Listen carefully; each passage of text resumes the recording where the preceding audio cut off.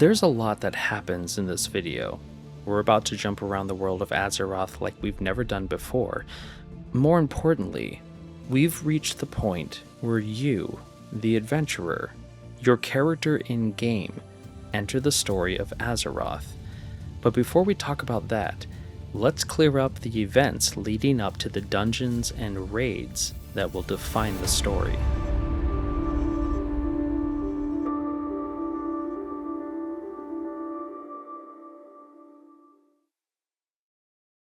If this is your first time visiting the channel, welcome. My name is Quaylen, and I'm in the middle of a Bridging the World of Warcraft Chronicle series.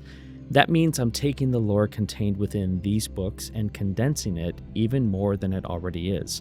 I'm not diving into the deep details or the novels that have more information, just sticking to what's written in the books. So again, apart from what you read in the title of the video or saw in the thumbnail, I'll be sharing other sections of lore that may not be related to what grabbed your attention in the first place.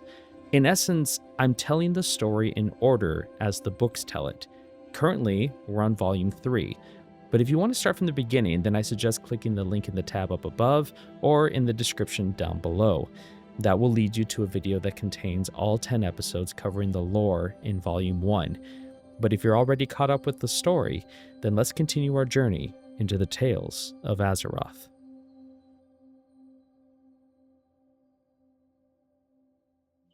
The Third War had stripped the Night Elves of Nordrassil's enchantments, leaving them vulnerable to aging, sickness, and a weakened connection to the Emerald Dream. Archdruid Fandral Staghelm believed the answer was to plant a new world tree to restore their immortality, but Malfurion Stormrage rejected the idea. Haunted by the failure of Fandral's previous attempt, the world tree Andrassil, which had become corrupted and had to be destroyed. Fandral's rage at Malfurion's refusal was intensified by a secret motivation. He harbored hopes of using a new world tree's power to resurrect his fallen son, Valstan. Malfurion was an obstacle he was unwilling to tolerate. One night, Fandral ambushed Malfurion in his borrowed den, plunging him into a deep coma and trapping his spirit within the Emerald Dream. When Malfurion failed to wake, the other druids assumed he was simply absorbed in important restorative work within the dream, and no alarm was raised, at least not immediately. With Malfurion out of the way, Fandral took control of the Cenarian Circle and led the druids to Darkshore, where they planted a new world tree called Teldrassil, meaning Crown of the Earth. It soared above the ocean, its trunk so vast it resembled an island, and the Night Elves built the city of Darnassus among its boughs, filled with hope. Unknown to most, Fandral had fallen under the influence of Xavius, the Nightmare Lord, a former servant of Queen Ashara who now served the old gods and sought to spread the Emerald Nightmare beyond the dream. Xavius had manipulated Fandral by exploiting his grief, using a false vision of Valstan to guide his actions and convince him to infect Teldrassil with the Nightmare's touch. Because Teldrassil had been planted without the Dragon Aspect's blessings, it lacked their protection and was vulnerable to the Nightmare's influence. The corruption reached out from the heart of the Emerald Dream and seeped into the world tree's very essence. Fandral worked hard to conceal the emerging darkness from the rest of the Night Elves, and he had plenty of distractions to keep them occupied. Satyr and Furbolg raiders were stirring up conflict across Night Elven territory, demanding constant attention. Adding to the tension was the Horde's establishment of new nations south of Ashenvale. Despite the fragile alliance forged against the Burning Legion during the Third War, the Horde had not long before been a bitter enemy. Trust between the two factions would be slow to develop, if it came at all. With the Battle of Mount Hyjal behind them, Thrall led his people to a desolate desert on Kalimdor's eastern coast, naming the land Durotar after his late father, Durotan. There, he built a capital called Orgrimmar, named in honor of former war chief Orgrim Doomhammer, while the Darkspear Trolls settled to the south on the Echo Isles, and the Tauren established the city of Thunderbluff in the grasslands of Mulgore. Durotar was harsh and unforgiving, and the orcs' early years there were filled with hardship. Thrall viewed these difficult times as a form of penance for the destruction the orcs had brought upon the world in decades past. The Horde's new sense of honor drew the attention of Rexxar, an old beastmaster who had fought with the original Horde but later abandoned it in disgust.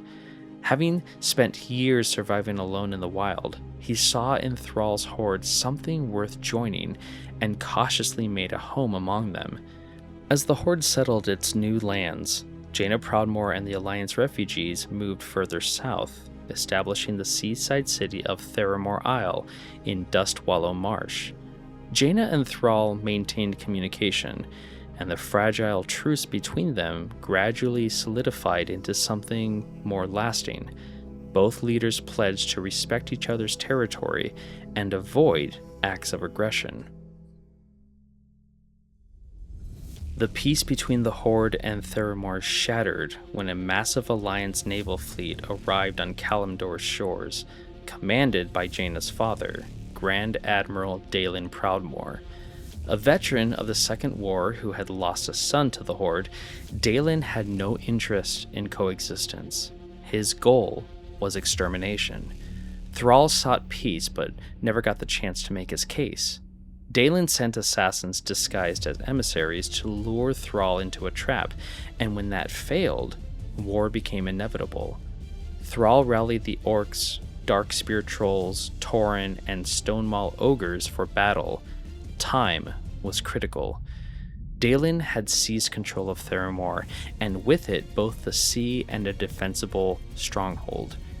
If left unchallenged, he would be able to strike across Kalimdor at will. The Horde reached out to Jaina and asked her to do the unthinkable, allow them into Theramore to kill her father. Jaina knew Thrall's Horde was not the one that had devastated the Eastern Kingdoms.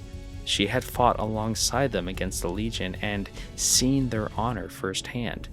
She believed the cycle of hatred between the Horde and Alliance was a deadly distraction from the world's true threats, and she had failed to convince her father of that.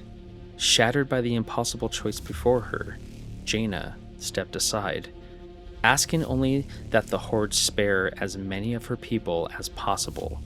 The Horde stormed Theramore, and Rexxar himself delivered the killing blow to Grand Admiral Dalen Proudmoore. Rexxar urged Jaina to remember her father as the proud warrior he had once been, not the man consumed by hatred he had become. The Horde departed, leaving the city in Jaina's hands. Most of Dalen's surviving fleet sailed back to the Eastern Kingdoms. Dalen had also been the ruler of Tiras, and his people demanded vengeance. The rest of the Alliance, reeling from the plague of undeath and with little sympathy for a war Dalen had started on his own authority, refused to act. Tiras withdrew from the Alliance in fury, but their bitterness was not directed at the other Alliance leaders. It was directed at Jaina, the daughter who had betrayed her own family. Following the battle, Rexxar chose not to remain with the Horde. He returned to the wilds, where he felt most at home, though he made clear he would answer the call whenever the Horde needed him. Sylvanas and the Forsaken were surrounded by enemies, chief among them the fanatical Scarlet Crusade, which made no distinction between free-willed undead and Scourge. Seeking help, Sylvanas appeared to the Blood Elves of Quel'Thalas, the people she had died protecting, but was turned away. They feared and reviled the undead. Her ambassadors to the Alliance fared even worse, disappearing entirely before they could even plead their case. Hope came from an unexpected source, the Tauren. Archdruid Hamel Runetotem looked past the Forsaken's monstrous appearance and believed they could find spiritual redemption. He brought their ambassadors before High Chieftain Cairn Bloodhoof, who agreed the Forsaken deserved a chance. Thrall invited Sylvanas to Orgrimmar. He felt genuine sympathy for her people. The orcs knew what it meant to be corrupted and carry that legacy, but he also recognized the strategic value the Forsaken represented. Their control of Lordaeron's ruins gave the Horde a potential foothold in the Eastern Kingdoms, and the Scourge remained a very real threat. The Horde would need all the allies it could find. After careful deliberation, Thrall welcomed the Forsaken into the Horde. Before we continue, I'd like to mention that if you're enjoying this content, make sure to like this video and subscribe to the channel.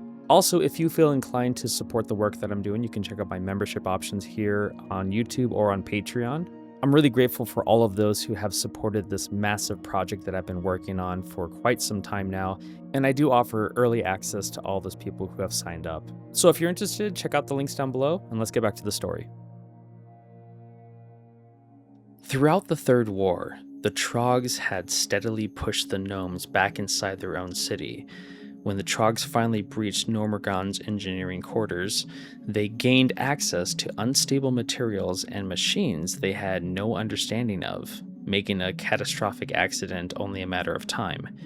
Engineer Seco Thermoplug proposed flooding the overrun sections of the city with lethal radiation to kill the Trogs while the gnomes sheltered in place.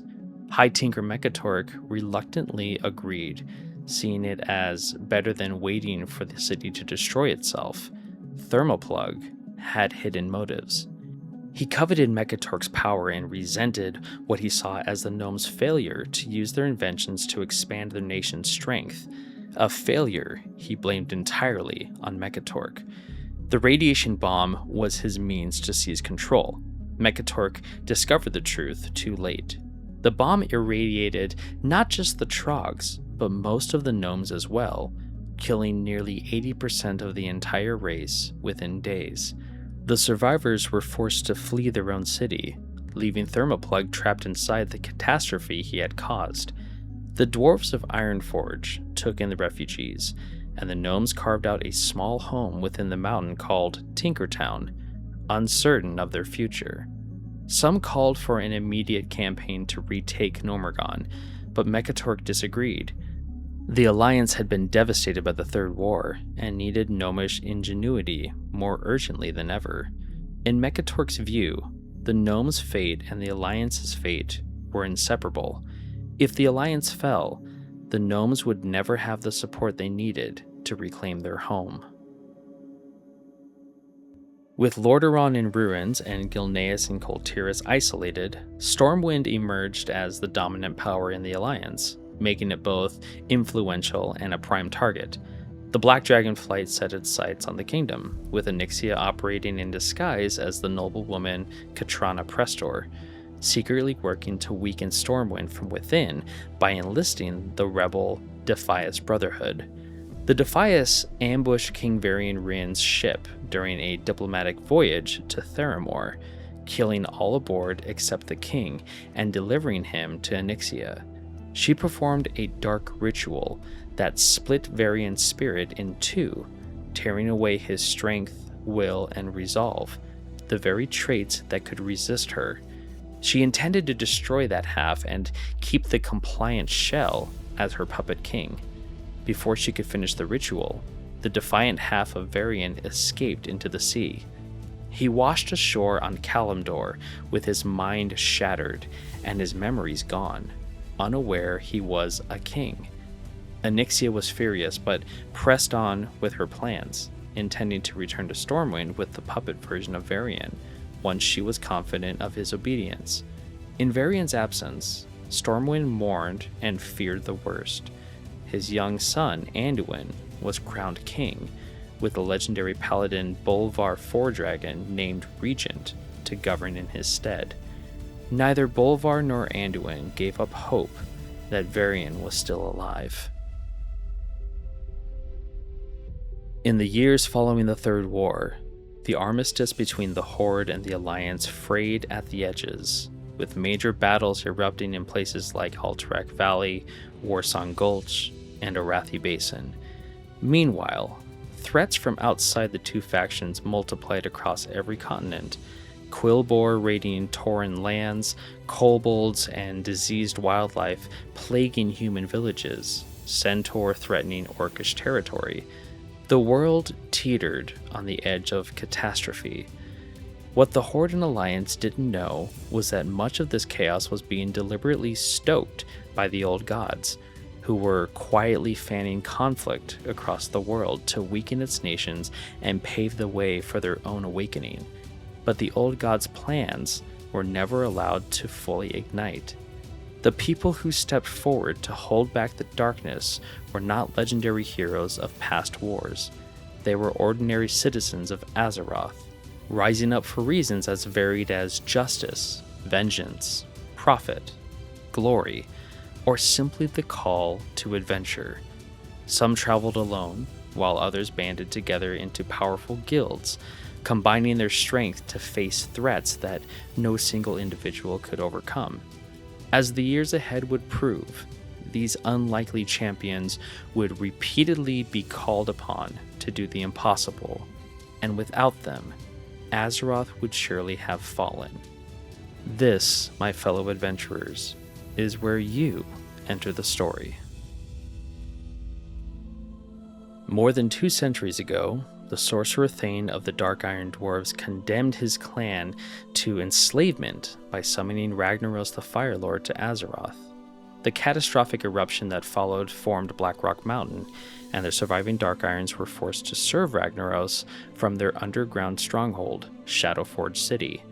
The other dwarf clans, the Wildhammer and Bronzebeard, felt little sympathy, as the Dark Irons had brought their fate upon themselves by starting a war of aggression. Emperor Dagran Thorazan, descendant of the original Sorcerer Thane, now ruled the Dark Irons in the Fire Lord's name. Chafing under his servitude, he eagerly embraced Ragnaros' call to prepare for a new war, dreaming of conquering the other dwarf clans and using their combined power to break free of the Fire Lord's grip. His opening move was kidnapping Princess Moira Bronzebeard, daughter of Ironforge's king, Magni Bronzebeard, intending to use her as a hostage to prevent any counterattack. He believed Magni would never risk his daughter's life by assaulting Blackrock Mountain. What Dagran hadn't anticipated was falling in love with Moira. Her sharp wit and fearless resolve surprised him, and the two found common ground in their visions for the future. Moira chafed at being overlooked as an heir because of her gender, while Dagran burned to liberate his people. Within months, the two were married. King Magni, disbelieving the rumors, dispatched Alliance champions to rescue Moira. They fought through Shadowforge City and slew Dagran Thorazan in the Imperial seat. Moira was furious.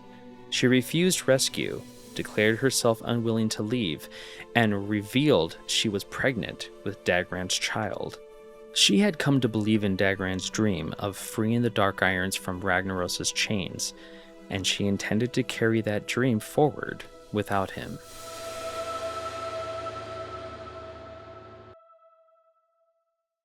Thank you so much for watching this video. If you like this kind of content, make sure to like and subscribe. And if you'd like to support the work that I'm doing, please check out my YouTube, Patreon, or Twitch memberships. And a big shout out to all the names on the screen here. You mean so much to me. Thank you so much for your help. And with that, I'll see you guys next time on the Tales of Azeroth.